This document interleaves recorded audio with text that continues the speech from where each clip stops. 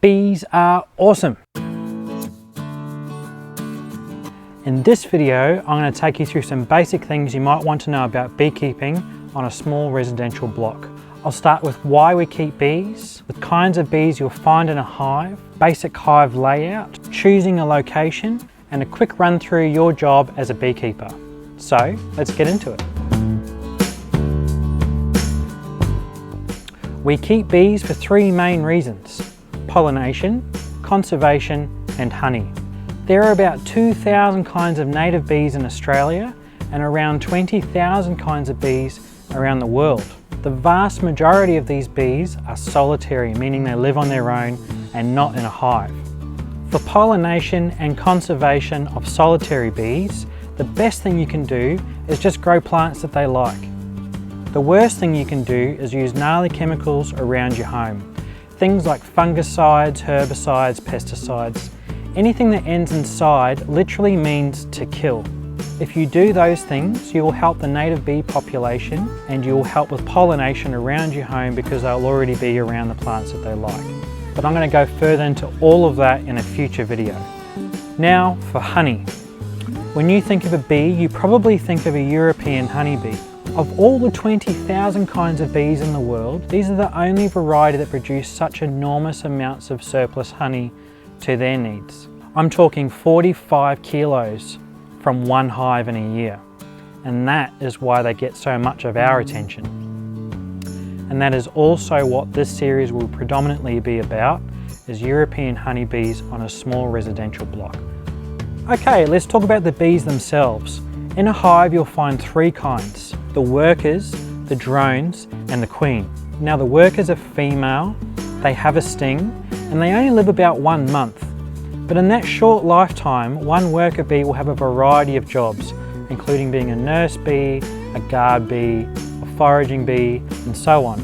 Next we have the drones. These are the male bees. They do not have a sting, and they typically live for a couple of months. They are noticeably larger than the female workers, and they don't do any work in the hive except for occasionally helping with climate control, which I'll talk about in a minute. Their only real purpose is to wait for a queen to be mated with. As soon as that moment's over, he'll die. In winter, the hive will actually kick out all the drones because they're not needed and they're a waste of resources. Pretty harsh, eh? Finally, we have the queen. There's only one queen in the hive and she lives for several years. She does have a sting, but she'll only ever use that on another queen. She'll only mate once with several drones, and after that she typically won't leave the hive again in her lifetime. Her whole life is just laying eggs. The workers will clean her and feed her and all that sort of thing. All she does is lay eggs.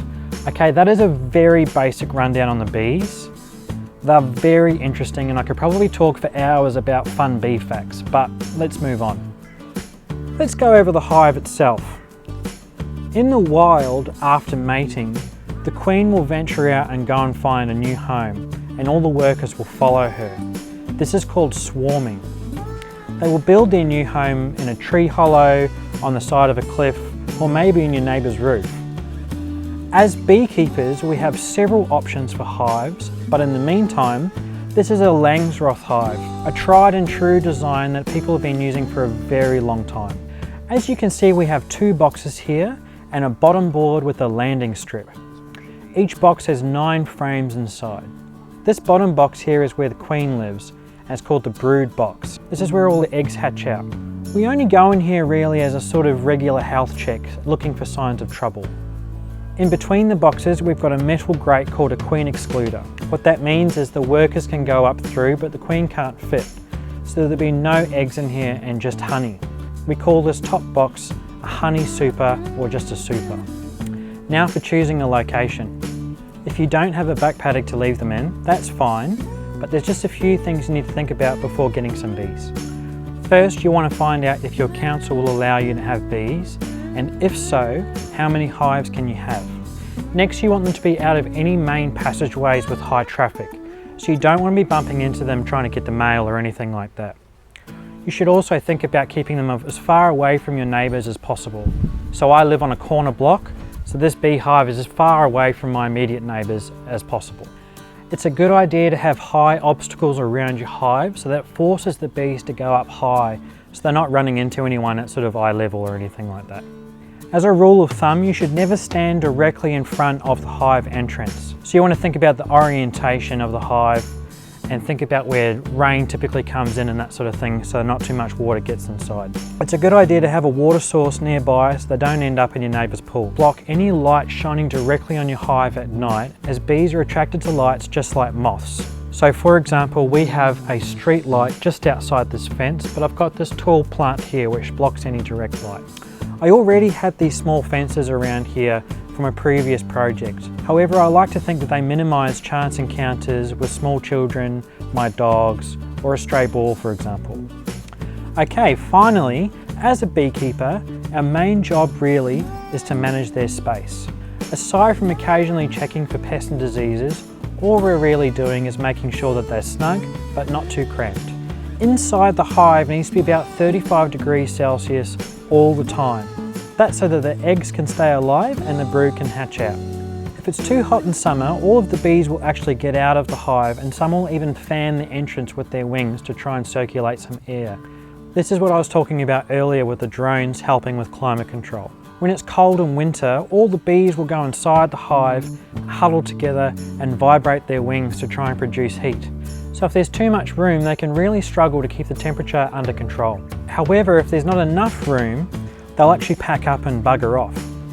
We control their space by adding and removing supers and extracting honey. In spring and summer, we check the hive frequently.